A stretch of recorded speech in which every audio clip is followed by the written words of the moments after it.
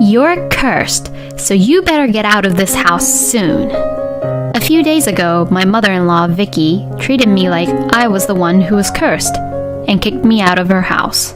I'm Hannah, and I'm 33 years old. Ever since I left school, I've been working as a nurse at a hospital in the city. I'm now an expert at my job, and I'm relied by many people at work. My husband's name is Mike. We met when I was working at the hospital where he was brought in after an accident. We hit it off right away, partly because we were close in age. He kept in touch with me after he got discharged from the hospital, and we began to date. I became more and more attracted to the cheerful and kind Mike. I want you to take care of me from now on. Mike smiles mischievously as he says that. Oh, what are you saying? Please marry me. Yes. After 6 months of dating, he proposed to me. I wanted to be with him forever, so of course I accepted his proposal. One day, a few days after his proposal, Mike called me out to consult with me. What's wrong? You look so serious. Actually, I didn't tell you this, but I resigned from where I worked the other day. Huh? Why? I'm going to be taking over my father's company anyways in the future. If that happens, then I wouldn't be able to do whatever I want. I thought I'd enjoy it while I can and do a part-time job instead. Why didn't you tell me about such an important thing before you quit your job? I'm sorry, but I don't think it was that big of a deal. When the time comes, my father will probably ask me to take over the company. So until then, I'm gonna take it easy. When the time is right? Are you sure that you can run a company that easily? I'll be able to manage it somehow. I'll have a lot of experts who knows my father working for me. Aren't you just sleeping on the fact that you'll be able to manage when you won't be able to? I thought that Mike had an immature way of thinking about how the society works. He proposed to me only a few days ago, and I was just stunned. I may depend on you for a while, but we'll do our best together. And I mean, you have a higher income than me to begin with. Huh? I mean, it's definitely fine to work because I love my job, but in return, Mike, you have to definitely think about your future, okay? Okay, don't worry about it. He seemed to go to work every day, but I never thought that he would quit his job. But it's not like I'm getting married for his money either. Even so, I thought he had the sense to work at least as a normal adult, so I developed a feeling of distrust towards him. But I knew that we had a long life ahead of us, and there would be many more things to come, so I decided to trust him this time. Finally, the day came when we went to greet Mike's parents. I was nervous and excited because I had not been able to go and greet them before due to our schedules. Hey, what are your parents like? Well, my father is pretty busy and independent, but he grew the company all on his own, and well, I think he's a great guy. My mom loves me a lot, so I think you and her will get along well. What does he even mean by that? Oh, I see. Well, I'm looking forward to it. Mike's house is a big house since his father runs a company. Wow, your family is really rich, Mike. A house with a warehouse, that's amazing. Oh my, Mikey, welcome back. Nice to meet you, Vicky. My name is Hannah. Oh, Mikey, you should come back more often to show your face. Did she just ignore me? I'm home, Mom. This is my wife-to-be, Hannah. Ah, yes, okay, well, enjoy your stay here. It seemed like I wasn't welcome at all. Mike's father was away for work, so it was just Mike, Vicky, and I. It was somewhat awkward being with them. I could tell right away that Vicky really loved her son, but somehow they were talking with each other as if I wasn't there. When Mike left as expected, Vicky says this to me. I'm going to ask you directly. Did you choose Mike for his money? Excuse me? You know, you can fool Mike, but not me. That's not... Don't you dare think about doing anything to my son or my family, okay? On the way home, Mike suggested that we should live together with his family. You and Mom seem to get along well with each other, and wouldn't it be more convenient for us to live together with them after our marriage? Besides, my father and mother don't actually get along very well, and I think it would be reassuring to have you with us. In return, when we have enough money saved up, we will definitely buy a new house and live together. I wanted to fulfill Mike's wishes if I could, but considering the earlier exchange I had with Vicky, it was something I just didn't want to do. But after all, we are the ones getting married, so why don't the two of us just live on our own away from your parents first? We'll think about whether or not we'll live together in the future at that time. Fine, you're a cold person, huh, Hannah? A few days later, Vicky called me up and asked me to reconsider about living together. All right, Hannah. Our family has a long history. In order to accept you, a stranger from nowhere, as my son's wife, I need you to prove to me and show me that you're not marrying my son just for money by moving in with us. It's not like I didn't want to cut ties with Mike's parents, and I wanted to be amicable as possible. I felt a little positive that if I made an effort, I would try my best and that Vicky would approve me of being Mike's wife. If that didn't work, Mike and I would live away from them, is what I thought. Not long after that, we got married. My family and friends gave me their blessings at the wedding. But that was the beginning of our hellish life together at Mike's parents' house. I had no intention of quitting my job at all. But I was checked by Vicky one by one about cleaning the house early in the morning, doing laundry even on my days off, and preparing meals. Oh, you can't even cook very well? What a troublesome wife you are. You could have at least bought some side dishes. Huh, I think it's delicious. Is she bullying me? On the days after the night shift, my body was so tired from work that I would pass out by evening. But Mike, whether he knew how I was feeling or not, was living a carefree life on his own. Hey, Mike, about Vicky. Again? Just make it work with my mom. I have to go to my part-time job now. Hey! One day, a year later, at a family gathering, Vicky asks me, Hannah, when are you going to show me my grandchild? Please don't tell me that you're infertile. If you are, you should go to a clinic for a treatment right away. I was getting concerned about it myself, even without Vicky's advice. In fact, I had been going to the clinic for a while to consult about infertility treatment. The treatment would cost a lot of money, and I couldn't quit my job, so I had been worrying about it for a long time.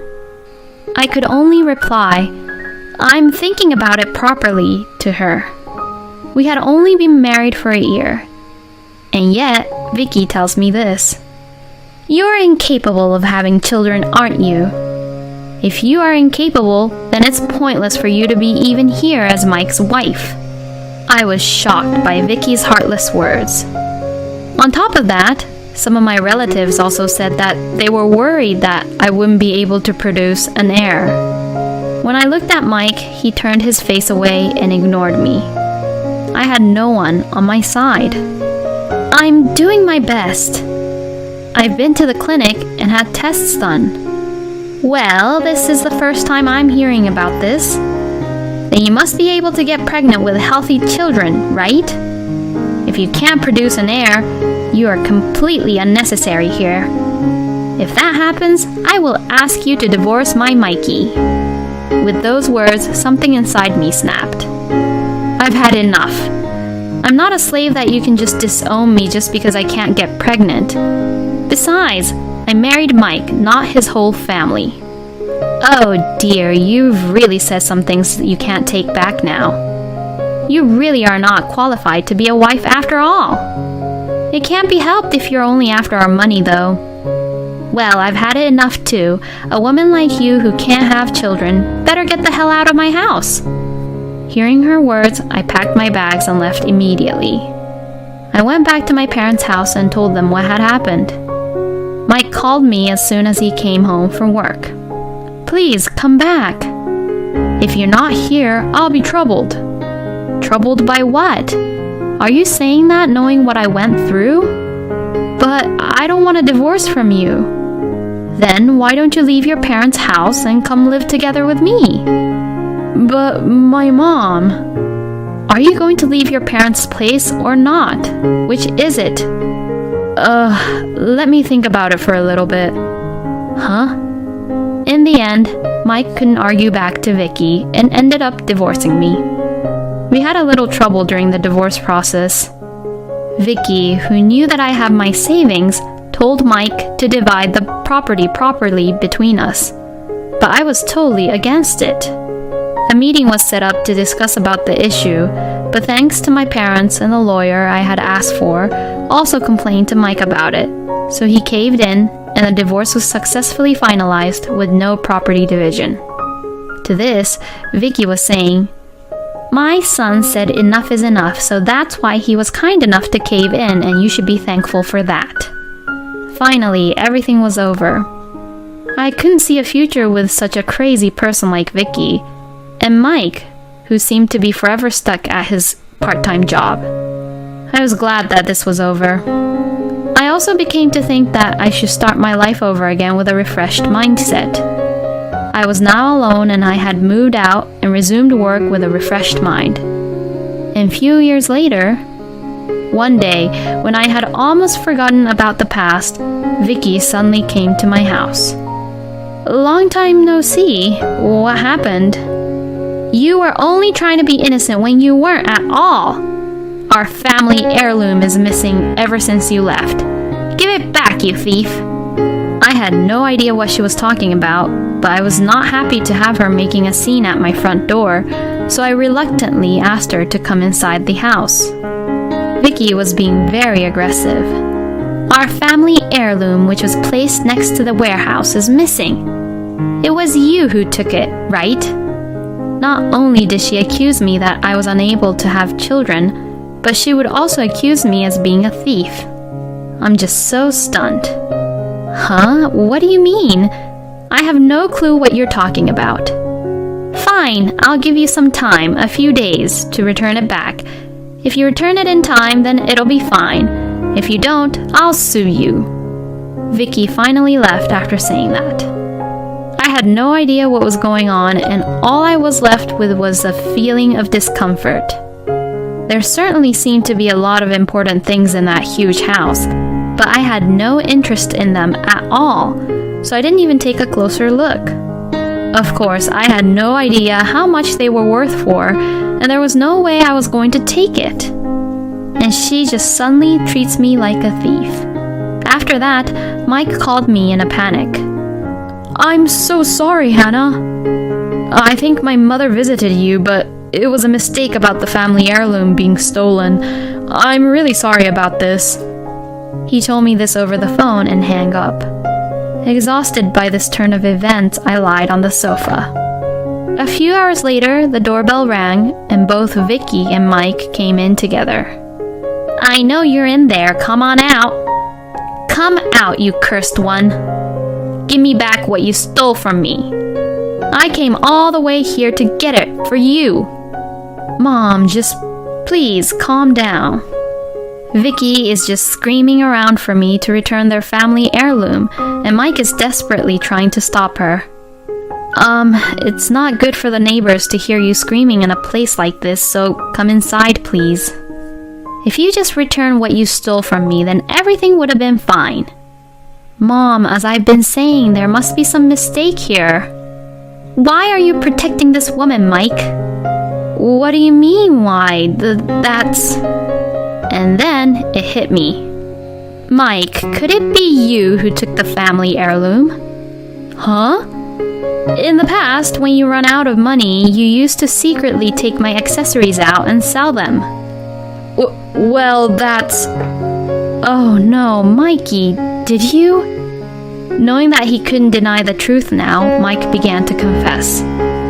I don't get enough money from my part-time job, and Mom, you don't give me any allowance these days. My father also told me not to come to work, and I can't pay back my debts because he won't retire anytime soon. Mikey, you're in debt? Apparently, he didn't have enough allowance, so he even began to be in debt. Wow, he really is helpless. So, since it's not my fault at all, can you both please leave? No! The reason Mikey did this is surely because of your influence. He might have borrowed money because you told him to. I can't believe Mikey married a hopeless woman like you. That's right, I'll demand alimony for all the troubles you've caused me. Right, Mikey? You're the one who caused me troubles to begin with. Why is Mike's debt my fault? Isn't it because of the way you brought him up like that he became who he is? Don't you think so? I mean, normally, adults don't act like that. I didn't even want to see you both, but you were the ones who suddenly barged into my house, so who's the crazy ones here? When I was getting tired of this, my husband, who was in the back of the house, came over to me. He said, "What's wrong?" as he appeared with our baby in his arms. Yes, I had actually remarried. The moment they saw the faces of my new husband, Dave, and our baby, both Vicky and Mike looked very surprised. Of course they were, because my current husband was the lawyer who I had hired from that divorce. Later, I met him coincidentally through a friend who was that lawyer who helped me at that time. Dave, who knew the personalities of my former in-laws, and Mike, was worried about me and had helped me in many ways. When I talked to him, we had the same interests, and above all, he was a really reliable man. 6 months later, we got married. Oh, hi, it's been a while. Both Mike and Vicky were stunned by Dave holding a baby. A baby? No way. Why did you barge in here without any permission? I heard a little about this before, but are you still living without any proper income from a company? It's none of your business. If it's none of my business, then get out. Hannah is my precious wife. Ugh. As Mike got silenced by Dave, Vicky says this. What's wrong with him being unemployed? Mom, stop treating me like I'm unemployed. My husband sighs loudly, and this makes our daughter cry. You do know that I'm a lawyer, right? If you make any more ludicrous accusations, I will proceed this to the court to take legal action. Let's start with breaking and entering. I only just walked in here for a minute. Then Dave says this. You may think it's easy to say that you just only entered someone's house for a few minutes, but the crime of breaking and entering comes with penalties like imprisonment. The penalty for breaking and entering is up to 3 years in prison and a fine of up to $1,000. There is also a jail sentence available, so you better be prepared. Pardon me? Hearing those words, both Vicky and Dave rushed out of the house. Seeing them rush out, I said this to them. Oh yes, as you can see, about the infertility thing, the clinic checked everything and found that there was nothing wrong with me. After being told that there was nothing wrong with me, the two of them left quietly. Dave laughed as I said this to them. If you ever come back again, I will be calling the police. Later on, when Dave sent a notice to Vicky's house, my ex-father-in-law called me right away to apologize. I'm so glad I married a very reliable husband. I heard from a mutual friend that Mike is still living with his family. Our family of 3 is living happily together now. Oh yes, I also found out recently that I am pregnant with our second child. Dave hugged me gently, and we are so happy. I am very grateful for my kind husband. I'm so sure that the future of our children is very bright.